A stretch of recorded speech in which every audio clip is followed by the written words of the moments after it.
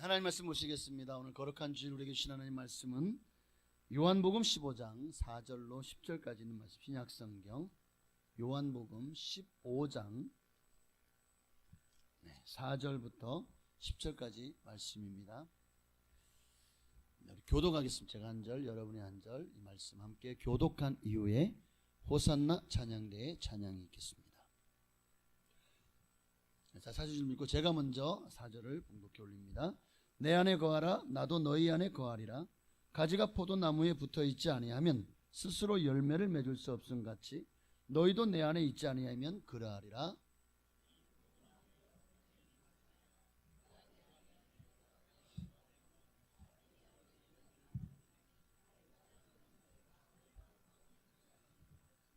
사람이 내 안에 거하지 아니하면 가지처럼 밖에 버려져 마르나니 사람들이 그것을 모아다가 불에 던져 사르느니라.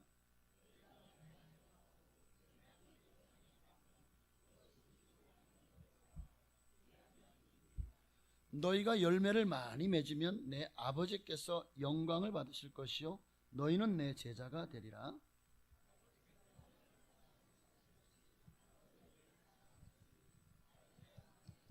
함께 읽습니다. 내가 아버지의 계명을 지켜 거하는 것 같이 너희도 내 계명을 지키면 내 사랑 안에 거하리라. 아멘.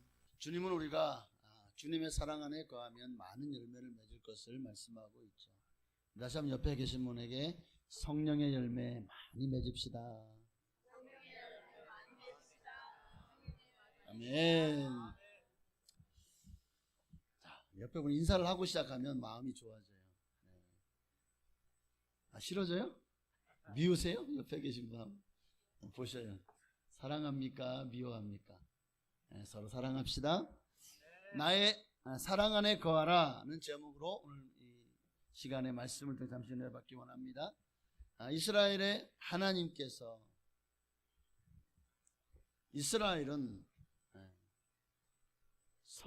하나님께서 이스라엘을 선택하셨죠. 이스라엘은 하나님이 선택하신 포도나무와 같다는 것입니다. 자, 하나님은 이 이스라엘이라고 하는 이 선민이죠. 그들을 통해서 좋은 열매를 기대하셨습니다. 그러나 이스라엘이 좋은 열매를 많이 맺었나요?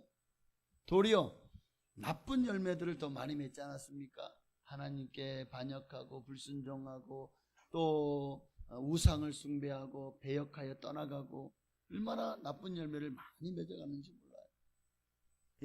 하나님께서 그렇게 수많은 선지자를 보내고 또 율법을, 제사법을 보내주고 율법을 주고 해도 변화가 되지 않는 거예요. 결국 예수님께서 이들을 위해서 나쁜 열매를 맺어가는 이들을 살리기 위해서 바로 참 포도나무이신 예수님을 이 땅에 보내셨습니다. 농부이신 아버지, 오늘 본문 1절 2절 보면 하나님은 농부라고 했어요. 농부이신 아버지께서 포도원에 포도나무를 심었습니다. 포도나무를 왜 심었을까요? 이거는 거의 대학원 박사 과정 수준이라 쉽지 않을 거예요. 문제가 어렵죠. 자, 하나님께서 왜 포도나무를 포도원에 심었을까요? 너무 어려워요? 네, 그렇죠. 포도 열매를 바라고. 여러분 농사 지을 때 열매를 바라고 심는 거 아니에요? 자, 이 사실을 요한복음 15장에서만 8번이나 언급을 해요. 열매를 맺으려고. 열매를 위하여 포도나무를 심었다고. 자, 볼까요? 2절에만 봐도 요한복음 15장 2절에만 봐도 열매를 이라는 단어가 3번 나오죠. 4절에도 한 번이 나오죠. 5절에도 또 6절에도 그리고 6절에 8절에도 그리고 16절에도 또 2번이나 더 나옵니다. 자, 이 요한복음 15장에만 열매란 단어가 왜 이렇게 많이 나오죠? 그러니까 그만큼 이 열매가 중요하다는 거죠. 이 말씀에서 가장 중요한 공통 분모가 열매라는 것은 이 열매가 그만큼 중요하기 때문입니다. 그러면 하나님이 우리를 택하시고 심으신 것은 열매를 맺게 하기 위해서다. 그러면 우리가 어떤 열매를 맺어야 하나님이 기뻐하실까를 생각해 봐야 되겠죠. 자, 하나님은 우리가 어떤 열매를 맺기 원하실까요? 성령의 열매, 믿음, 소망, 사랑의 열매, 그리고 그 예수님이 팔복에 말한 그런 열매들, 화평케 하는 열매, 긍휼히 여김의 열매.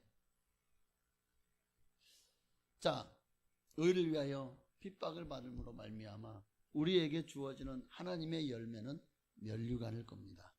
자, 어쨌든 중요한 것은 이러한 열매를 맺기를 원해요. 그런데 이러한 열매를 맺으려면 어떻게 해야 되죠? 이런 열매를 맺으려면 나뭇가지는 그 나무에 붙어 있어야 되겠죠. 붙어 있어야 열매를 맺지. 아니, 내가 붙어 있지 않으면 뚝 떨어졌어요. 그래가지고 나 혼자 그냥 뚝 꼽았어. 아, 어떤 나무, 개나리 나무, 그런 나무들을 그냥 꺾어가지고 꼽으면 또 거기서 뿌리가, 밑에서 뿌리가 나고 위에도 자란다네. 그런 나무들도 있어요. 그런데 대부분의 나무는 가지를 꺾어서 뭐 던져놓거나 아무리 꼽아놔도 결국 말라 비틀어져 죽게 되겠죠. 그러니까 우리가 열매를 맺으려면 나무에 붙어 있어야 된다.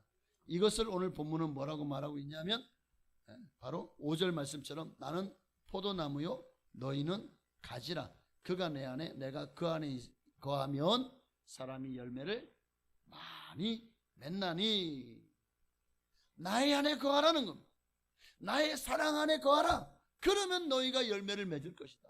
어떤 열매? 성령의 열매. 주님이 기뻐하시는 열매를 많이 맺게 된다는 것입니다. 그래서 6절을 보면 사람이 내 안에 거하지 아니하면 가지처럼 밖에 버려져 마르나니 라고 분명하게 말씀하고 있어요. 나무에 붙어 있지 않으면 이 말이죠. 내 안에 거하지 아니하면. 자, 여기 거하다, 거하면 이란 말씀이 주는 의미는 분명합니다. 우리가 예수를 구주로 영접하고 그분을 나의 구세주로 받아들일 때 그게 주님의 안에 거하는 것입니다. 주님을 영접하는 순간 주님이 어디 계시다고요? 내 안에 계시잖아요. 그러니까 주님 내 안에, 그가 내 안에, 또 내가 그분 안에 있는 것이 되는 것입니다. 자, 그러면 주님을 영접하면 땡인가요? 거기서 끝이 아니죠. 주님 나라 가는 그날까지 그 믿음을 계속적으로 지켜나가야 된다는 것을 또 하나. 주님 안에 거한다는 것은 그분과 함께 동행하는 삶을 말해요. 동행한다는 말은 끝까지 이 믿음을 지켜낸다는 거예요. 순종하는 삶을 살겠다는 거예요. 사랑으로 주님 말씀대로 복종하며 순종하며 살겠다는 겁니다. 할렐루야. 이것이 진정한 의미에서 내 안에 거하는 것입니다. 자, 우리가 열매를 많이 맺으려면 누구 안에 거해야 된다고요? 예수님 안에. 할렐루야. 오늘 이 말씀이 주는 의미를 좀 더 깊이 있게 한번 은혜를 살펴보면서 은혜를 나누기 원하는데요. 자, 나의 안에 거하라. 예수님의 사랑 안에 거하라는 말씀이, 예수님의 사랑 안에 거한다는 건 어떤 의미지? 구체적으로 어떻게 거해야 되는 거지? 궁금하시죠? 이게 궁금해야 돼. 그래야 말씀이 진행이 되고 말씀이 재미가 있지. 하나도 궁금하지 않으면 은혜가 안 될 겁니다. 하나님이 예비하시는 하나도 받아 돌아가지 못할 것 같아요. 자, 예수님 안에, 그 사랑 안에 거하라는 말씀은 곧 8절에 보니까, 8절을 볼까요? 너희가 열매를 많이 맺으면 내 아버지께서 영광을 받으실 것이요 너희는 내 제자가 되리라. 자, 우리가 열매를 많이 맺으려면 어떻게 된다고요? 나무 가지가 나무에 붙어 있어야 된다 그랬죠. 이 붙어 있는 것을 뭐라고요? 주님의 사랑 안에 거하는 것이다. 그러면 주님의 사랑 안에 거하면 열매를 많이 맺어요. 즉 예수님의 그 사랑 안에 거해서 열매를 많이 맺는 사람은 어떤 사람이냐? 예수님의 제자된 사람이다. 그러니까 그 사랑 안에 거하라는 말씀은 예수님의 참 제자가 되라는 말씀입니다. 너희는 내 제자가 되리라. 오늘 우리가 정말 열매 맺는 인생, 많이 열매를 맺는 인생이 되기를 원한다면 예수님의 제자의 삶을 살아야 돼요. 제자의 삶을 살아야 됩니다. 그래야 열매를 많이 맺을 수가 있어요. 자, 제자가 뭐죠? 예수님 당시에는 그러니까 지금 우리가 생각하는 제자와 예수님 당시의 제자는 분명히 달라요. 저희도 국민학교 다닐 때 어릴 때는 스승님들을 존경하고 또 그분들을 참 우러러보고 그리고 또 본받기를 원했죠. 지금은 어떻습니까? 지금 오늘날 우리들이 생각하는 학생과 선생의 관계가 아니에요. 이 제자는. 여기서 말하는 제자는 그 스승의 생각, 사상, 뜻, 삶, 정신, 철학 이 모든 것을 이어가는 관계를 말합니다. 그분의 모든 것을 존경해서 그분을 닮아가는 거예요. 본받는 거예요. 사랑하는 겁니다. 그래서 스승은 아무나 제자를 삼지 않고 또 한 번 제자가 되면 그 제자들은 그 스승을 닮기 위해서 스승처럼 되기 위해서 끊임없이 학문에 연구하고 끊임없이 노력하고 어쨌든 정말 자랑스러운 스승을 자랑스럽게 여기니 나도 스승처럼 자랑스러운 인생을 살아가려 하겠죠. 그래서 제자는 스승을 닮은 작은 스승이다 라는 말이 있어요. 오늘 우리는 예수님이 제자가 되길 원합니다. 그러면 이 말을 똑같이 말하면 우리가 정말 예수님이 제자가 된다는 것은 바로 예수님을 닮은 작은 예수가 된다는 거예요. 옆에 계신 분에게 우리 인사를 나누시면 당신이 작은 예수입니다. 당신이 작은 예수이십니다. 그러니까 우리 옆에 계신 분을 우리가 대할 때마다 예수님을 대하듯이 하시길. 그냥 하지 마시고 예수님을 대하듯이. 할렐루야. 신약 성경에는 이 제자라는 단어가 자그마치 260여 회나 기록되어 있습니다. 왜 이렇게 제자라는 단어를 많이 기록을 했을까요? 그 제자가 정말 중요해요. 신약 시대로 넘어오면서 예수님은 모든 족속으로 제자를 삼아라고 말합니다. 이제 누구든지 예수 믿는 사람은 주님의 제자가 돼야 돼요. 그저 그냥 예수님을 믿는 신자가 아니라 그냥 기독교인 크리스찬으로 끝나는 것이 아니라 우리는 제자의 자리까지 올라가야 됩니다. 내가 제자가 됐다는 것은 또한 누군가를 제자 삼는 자가 되어지는 것을 말합니다. 그러니 사랑하는 여러분, 예수님의 제자가 되십시다. 예수님의 제자들에게는 두 가지 특별한 색깔이 있어요. 특이하고 특별한 색깔이. 하나는 예수님 제자들이 먼저 예수님께 나 제자 되겠습니다 하고 놓고 한 게 아니더라는 거예요. 예수님 제자들은 보면 다 예수님이 먼저 찾아가셔서 그들에게 사람 낚는 어부가 되게 하리라, 나를 따라와라 라고 말하죠. 예수 제자들은 보면은 다 예수님이 선택한 사람이지 자기들이 좋아서 예수님 앞에 나와서 제자 될래요 한 사람이 없다는 거예요. 16절을 보니까 그 말씀합니다. 너희가 나를 택한 것이 아니요 내가 너희를 택하여 세웠나니 이는 너희로 가서 열매를 맺게 하고 또 너희 열매가 항상 있게 하여. 그러니까 우리는 지금 이 세상도 마찬가지입니다. 우리도 내가 교회 나온 것, 내가 예수 믿은 것, 내가 한번 믿어볼까? 성경 보니까 천국 정말 있나? 한번 궁금한데 한번 성경을 연구해 봐야지.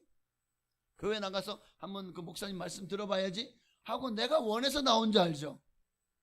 남이 전도하니까 에이 못 이긴 채 내가 한번 교회 가볼게 하고 내가 선택해서 내가 결단해서 온 줄 알죠.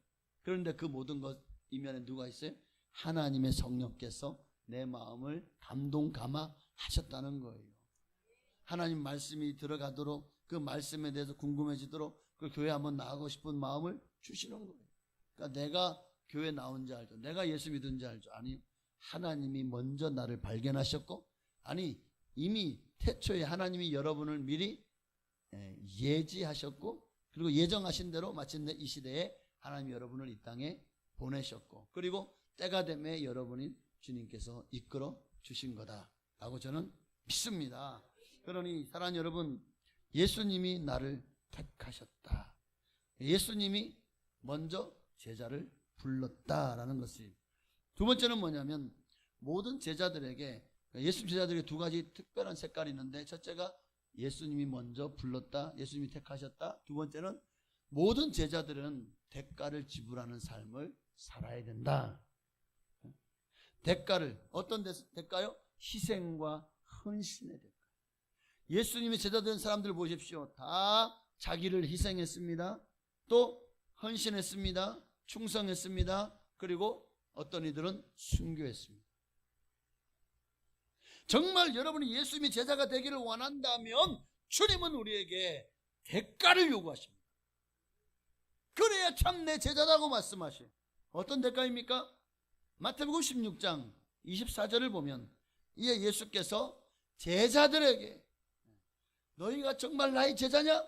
제자들이라 되기를 원한다면 즉 누구든지 나를 따라오려거든. 예수님의 제자들, 예수님을 따라가는 사람들 예수님 제자들입니다. 예수님이 제자가 되기를 원한다면 자기를 부인하고 자기 십자가를 지고 나를 따라라. 십자가는 사형틀입니다. 그 사형틀을 지고 나를 따르라는 것은 항상 예수 위에 죽을 각오를 하고 나를 따르라는 거잖아요. 자기를 부인하고 나를 위해 살지 말고 예수 위해 살아라. 할렐루야. 주님 앞에 희생의 대가를 지불하지 않고 참 제자가 될 수 없다는 거예요. 그저 편하게 예수 믿으면 복 받는다고 100배의 축복을 받고 예수 믿어서 천국 가고 예수 믿어서 그냥 평안하고 예수 믿어서 건강하고 예수 믿어서 좋은 일만 일어나고 예수 믿어서 할렐루야만 되고, 여러분 이거는 반쪽짜리 믿음이에요. 예수 믿어서 그저 그냥 잘 먹고 잘 살려고 예수 믿는 건가요? 아니죠. 우리가 예수를 따르는 순간 우리는 고난도 겸하여 당할 것을 각오해야 되는 것입니다. 예수를 따르는 순간 희생과 헌신이 따를 것도 우리가 생각해야 돼. 그래야 참 제자가 될 수 있기 때문입니다. 여러분 이 세상에서도 희생 없이 성공하고 행복이란 열매를 거둘 수 있는 게 있나요? 아니. 가만히 있는데 행복이 뚝 떨어지나요? 아무것도 안 하고 있는데 그냥 돈이 막 그냥 금돈이 막 굴러 들어오나요? 그냥 가만히 앉아 있는데 뭐야 갑자기 금돈이가 왜 떨어져? 아니잖아요. 학교에서 학생들이 공부한 성적을 올리려고 해도 얼마나 노력합니까? 애들 공부하는 거 보십시오. 정말 좋은 학교에 진학하고 좋은 대학에 진학하고 열심히 이 일을 위해서 그냥 가만히 놀고 있는데 그냥 매일같이 그냥 놀러 가고 그냥 PC방 가고 그냥 노래방 가고 그리고 애들하고 맨날 놀러만 다니고 그리고 시험만 보면 100점 맞아요. 이런 사람이 있어요? 아니 선생님 말도 안 들어. 그냥 맨날 퍼질러 자고 옆집 가고 장난이나 치고. 그런데 아니 공부 하나도 안 했어. 자 범위 어디입니다. 한 번도 읽어본 적 없어. 근데 시험만 보면 100점 맞아. 그래서 서울대 갔어. 이런 사람 봤으면 손. 이런 사람 있어요? 보십시오. 학생이 공부를 성적을 올리고 좋은 학교에 진학하기 위해서 그만큼 노력해야 되잖아요. 정말 내가 보고 싶은 거 덜 보고 하고 싶은 거 덜 하고 그리고 참지 않으면 공부에 집중하지 않으면 그 아름다운 좋은 열매를 내가 거둘 수 없는 것처럼 마찬가지 운동선수가 매일같이 그냥 내가 먹고 싶은 거 다 먹고 하고 싶은 거 다 하고 다 놀러 다니고 정말 운동 경기 만약에 달리기 선수다. 달리기 한 번도 연습 안 했어. 그리고 올림픽 나갔어요. 그리고 금메달 땄어. 이 가능한 거예요? 배드민턴 선수가 요즘 보니까 그 안세영인가? 여자 선수인데 와 그렇게 공격이 스매싱이 강하진 않은데 신기하게 막 얼마나 끈기 있게 받아내는지 상대 선수가 제풀에 지쳐버리더라고. 그래가지고 금메달을 따요 또. 이번 파리 올림픽도 좀 기대가 되긴 하는데 사랑하는 여러분 생각을 해보십시다. 아무것도 안 놀다가 그냥 배드민턴 치다가 쫄래쫄래 와가지고 그냥 툭 쳤더니 금메달. 이게 아니잖아요, 그죠? 탁구 선수가 우리 요즘에 신유빈인가 열심히 하던데 걔가 아무것도 안 하고 맨날 그냥 놀다가 탁구채 이제 드디어 경기하는 날 4년 만에 처음 들었어. 그리고 탁구 치는데 금메달 딸 수 있나요? 없잖아요. 각종 대회, 올림픽, 세계선수권, 아시안게임 뭐 어디든 좋은 성적을 거두기 위해서 지금 얼마나 우리 바로 옆에 있잖아요. 국가선수촌. 거기서 얼마나 피땀 흘려서 정말 훈련합니까? 그들이 그 4년 동안요 젊음이 주는 모든 유혹이나 오락도 다 포기해요. 그 젊을 때 놀러 가고 싶지 않을까요? 해외여행 가고 싶지 않을까요? 그런데도 다 포기하는 거예요. 뭐 집에 누구 생신 있고 뭐 다 내려놔요. 그냥 훈련에 전념하는 겁니다. 왜요? 좋은 성적을 거두기 위해서. 우리가 열심히 피땀 흘려 고생하는 것도, 내가 열심히 회사에 가서 열심히 일하는 것도 다 가정의 평안과 행복과 또 내 삶의 성공을 위해서 아닙니까? 이처럼 세상에서도, 이게 세상 얘기예요. 세상 사람들도 이렇게 희생 없이는 성공의 열매를 거두지 못한다는 것을 아니까 이렇게 노력하는 거잖아요. 이렇게 희생하는 거잖아요. 하물며 우리 예수님을 믿는 예수님의 제자가 되는 일에도 그럼 희생 없이, 십자가 없이 그냥 편안하게 될 수 있는 거 아닙니다. 그러고는 참제자가 될 수 없어요. 참제자가 되길 원하고 열매를 맺길 원한다면 예수님 안에 거하시면 됩니다. 자, 또 예수님 안에, 그 사랑 안에 거하라는 말씀은 12절에 보니까 12, 13절이요. 함께 읽습니다. 내 계명은 곧 내가 너희를 사랑한 것 같이 너희도 서로 사랑하라 하는 이것이니라. 너희는 내가 행하는 대로, 명하는 대로 행하면 곧 나의 친구라.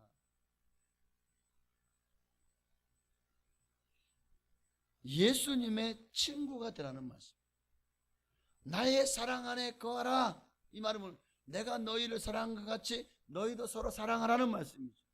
이 계명을 지키는 자들이 곧 나의 친구라. 그러니까 나의 안에 거하라는 말씀과 함께 내 계명을 지켜라, 서로 사랑해라, 그러면 내 친구가 되리라. 그러니까 주님의 사랑 안에 거하여 그 사랑으로 서로 사랑하는 자가 예수님의 진실한 친구다라는 말이죠. 사도 바울도 고린도 전서 16장 14절, 올해 우리 교회에 보여줘. 너희 모든 일을 사랑으로 행해라. 사랑이, 우리나라는 사랑이라는 단어, 그냥 사랑, 거기에 다 포함되어 있죠. 아버지와 부모와 부모의 간의, 부모 자식 간의 사랑, 또 이성 간의 사랑, 뭐 스승과 제자 간의 사랑, 다 포함되어 있어요. 그러나 우리가 사랑이라고 하는 말이 헬라어는요, 자그마치 4종류가 있더라고요. 4가지를 다 사랑이라고 말해요. 그러니까 첫째는 하나 넘겨보세요. 첫째는 스토르게라고 쓰고 사랑이라고 있습니다. 스토르게는 부모와 자식 간의 혈연 관계의 사랑을 말합니다. 두 번째, 에로스의 사랑이 있어요. 이거는 이성 간의 사랑을 말합니다. 또는 육체적인 사랑. 세 번째, 필리아라는 단어가 있네요. 필리아라 쓰고 사랑이라 읽습니다. 필리아는 바로 스승과 제자 간의 그런, 또는 형제 간의 그런 사랑을 말합니다. 마지막 네 번째, 이게 우리 주님이 우리에게 원하는 사랑입니다. 바로 아가페의 사랑. 아까 우리가 고린도전서 10장 14절에서도 보니까 너희 모든 일을 사랑으로 행하라 라고 했을 때 그 사랑은 아가페, 헬라어로 아가페였습니다. 그러니까 우리가 말하는 아가페는 뭡니까? 모든 것을 주는 무조건적인 사랑, 희생적인 사랑을 말하죠. 그러니까 우리가 정말 주님이 원하는 이 서로, 너희가 서로 사랑하라, 여기서 사랑하라도 아가페의 사랑. 하나님은 당신이 우리에게 아가페의 사랑한 것처럼 우리도 가서 아가페의 사랑을 하기를 원하시는 거예요. 하나님이 우리를 위해서 얼마나 아가페 사랑하셨죠? 우리를 구원하시려고 독생자 예수를 이 땅에 보내셨고 십자가에서 희생시켰잖아요. 희생의 사랑. 아가페의 사랑은 희생적인 사랑입니다. 예수님이 우리를 살리기 위해서 당신이 죽으셨잖아요. 이게 희생이죠. 그렇게 우리에게 뭘 받기로 하고 희생하셨나요? 아니잖아요. 무조건적인 사랑 아닙니까? 주님은 우리가 바로 이러한 사랑 안에 거하기를 원하십니다. 그럴 때 너는 진짜 나의 친구다라고 말씀하십니다. 내 사랑 안에 거하라. 이 말은 참 내 제자가 되어라. 두 번째는 참 나의 친구가 되라라는 말씀입니다. 참 내 친구가 되려면 어떻게 된다고요? 주님의 계명을 지켜야 된다. 주님의 계명이 뭐죠? 예수님이 주신 세 계명이 뭐죠? 첫째는 이것이니 마음을 다하고 목숨을 다하고 힘을 다하고 뜻을 다해서 주 너희 하나님을 사랑하라. 이것이 첫째 되는 계명이요 둘째는 이것이니 곧 내 이웃을 내 몸과 같이 사랑하라. 이 두 계명이 모든 율법과 선지자의 이 성경책이 말하는 가장 핵심이라는 거예요. 사랑이. 구약도 신약도 다 사랑이 핵심입니다. 그래서 하나님 속성 중 가장 중요한 속성이 뭡니까? 하나님은 사랑이시라. 하나님은 사랑이시라는 거죠. 우리가 예배를 드리는 것도 주님을 사랑해서 드려요. 그럴 때 주님이 이 예배를 기뻐 받으십니다. 희생입니다. 예배는 희생이. 지금 피곤한 몸, 집에서 주무실 수도 있어요. TV 볼 수도 있어요. 아니면 어디 놀러 갈 수도 있어요. 오늘 보니까 비도 안 오고 날씨 괜찮네.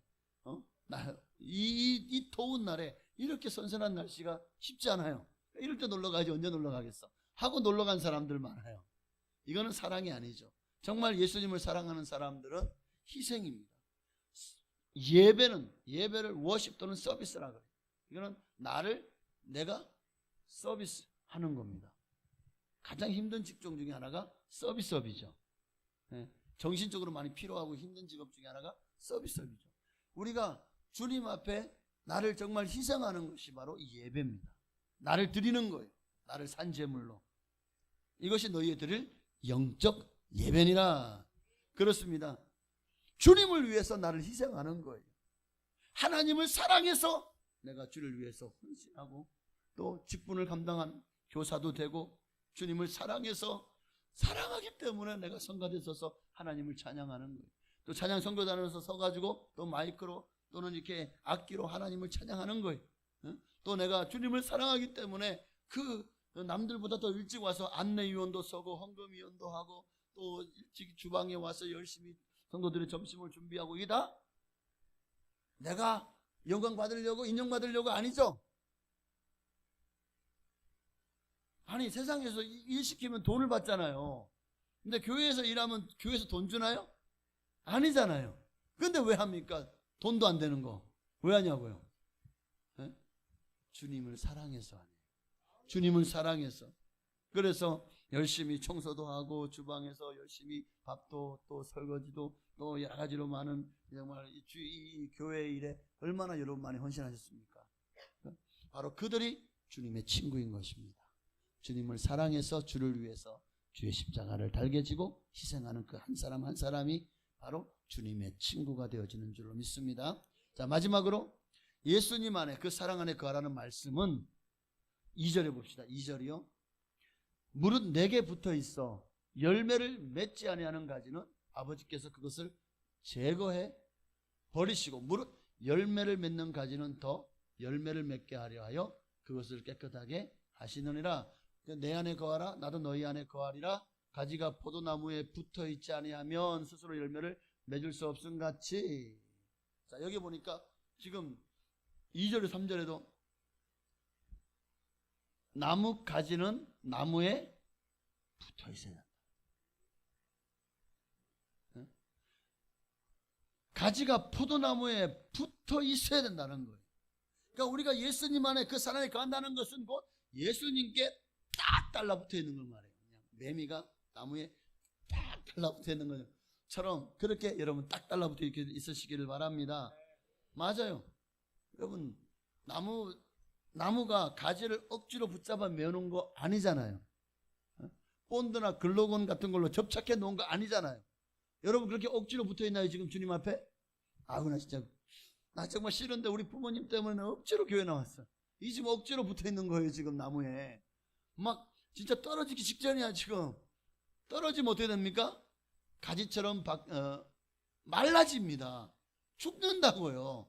지금 살게 하려고 정말 어떻게든 살게 하려고 붙여놨는데 여러분 스스로 떨어지면 방법이 없어요. 그러나 여러분 우리도 본 나무의 가지가 아니잖아요. 네? 우리는 이방인이었습니다. 그러나 본 나무 가지들이 스스로가 떠져 나갔기 때문에 그 자리를 우리가 접붙임되어서 붙어 있는 거예요. 우리에게 기회가 온 거예요. 구원의 기회가. 영생의 천국의 기회가 우리에게 찾아온 거 얼마나 감사해요. 유대인들도 감사해야 돼. 걔들이 못 해가지고 우리에게 잘 기회가 온 거잖아.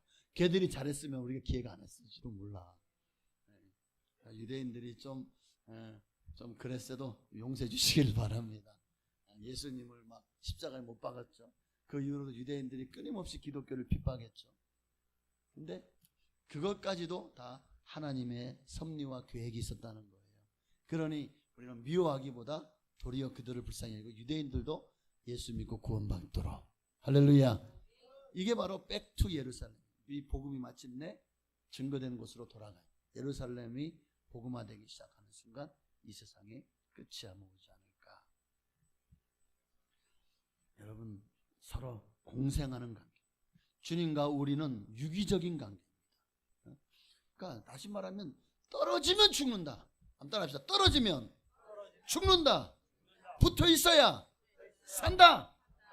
예수께 여러분 떨어지면 죽습니다. 이거 절대 잊지 마세요. 막 꿈에라도 그냥 여러분의 마음을 그냥 나 예수님께 붙어 있잖아. 나 죽어. 붙어 있어야 살아. 끊임없이 여러분 스스로를 다 계속해서 마치 세뇌하듯이 계속해서 읊조리고 여러분 스스로에게 이렇게 주문을 거시기를 바랍니다. 여러분 맞잖아요. 나무에서 영양분을 공급받지 못하는 가지는 죽어요.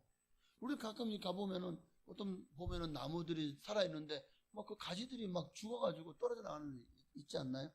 얼마 전도 보니까 여기 저 앞에 여기 넘어온 장미나무가 하나가 있어요. 우리 저 주차장 바로 윗집에.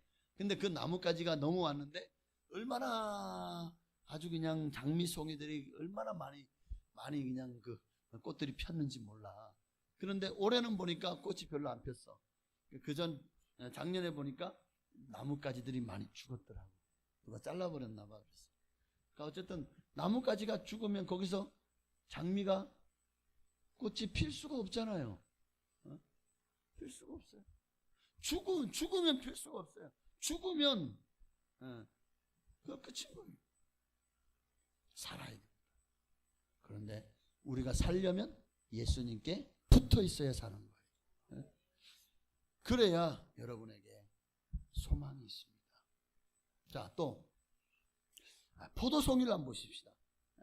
포도송이를 한번 보여주세요. 자, 포도송이를 보면 여러분 포도 열매를 맺을 때 포도가 사과나 배나 복숭아처럼 하나씩만 열리나요? 포도송이가 송이로 열리죠. 자, 몇 개인지 한번 세워보세요. 이거 맞추는 사람 제가 선물 드리겠습니다. 오늘 제 지갑을 다 털어드리겠습니다. 오! 3만 원이나 있어. 네. 자, 여러분 포도송이가 근데 보면은 이 포도알들이 뭉쳐있죠. 왜 주님은 포도나무요 우리를 포도나무 열매로 가지로 우리를 설명했을까요? 바로 포도송이와 같이. 여러분 성도들은 뭉치면 살고 흩어지면 죽는다. 마음을 가지. 예수 안에서 여러분 모두가 다 한 지체 사랑으로 하나 되기를 주님 원하시는 줄로 믿습니다. 그리고 저 보십시오. 서로가 다 양분을 논아 가지는 거예요. 누군가 하나가 다 빨아먹고 그래서 막 이따만 있어요? 어떤 송이는 이따만 하고 어떤 송이는 그냥 제대로 끝물이라 받지도 못해가지고 쭈글쭈글하고 안 그러죠? 신기할 정도로 다 비슷비슷하게 영양분 공급해서 다 크기가 비슷비슷하지 않습니까? 오늘 주님 안에서 우리도 마찬가지입니다. 누군가가 정말 더 기득권을 가지고 막 이러고 누군가는 쪼그라들어서 이러고 이런 교회는 건강하지 않은 교회예요. 하나님이 정말 한번 손을 대셔야 될 교회예요. 우리 그런 교회다 하나님의 손에 빠지는 것보다 더 무서운 게 없는 겁니다. 하나님이요 쓰다듬는 교회, 칭찬하는 교회 되어 주셨으면 좋겠습니다. 자, 이 포도송이가 다 골고루 영양분을 공급받는 것처럼 우리도 서로 사랑하면 이런 아름다운 열매가 맺어지게 될 줄로 믿습니다. 나홀로 신앙 이거 정말 가장 우리가 극혐하고 배제해야 됩니다.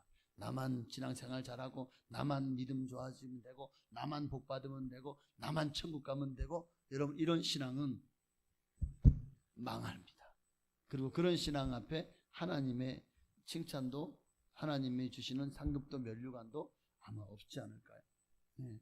나 홀로 잘난 신자, 이런 개인주의적인 사고방식을 가지고 그렇게 나만 천국 가면 된다는 그런 마음을 가진 신자가 되어서는 안 되겠습니다. 절대 하나님 앞에 꾸중 듣지 칭찬 듣지 못합니다. 또 한 가지만 더 기억해야 될 것이 있다면, 자, 포도나무나 가지 그 자체는 쓸모가 없다는 거예요. 여러분, 포도나무를 가지고 그걸로 가구를 제작했다는 거 들어보셨습니까? 그 포도나무나 나무 가지를 가지고 그것을 어떤 그 목재를 만들어 가지고 건축에 사용했다는 거 들어보셨나요? 아니면 어떤 장식품을 만들었다는 거 들어보셨나요? 없어요. 포도나무 가지고는요, 그 자체로는 아무 쓸모가 없어요. 포도나무가 해야 될 일은 뭐냐? 오직 포도 열매를 맺는 거잖아요. 그 열매를 맺지 못하면 어떻게 됩니까?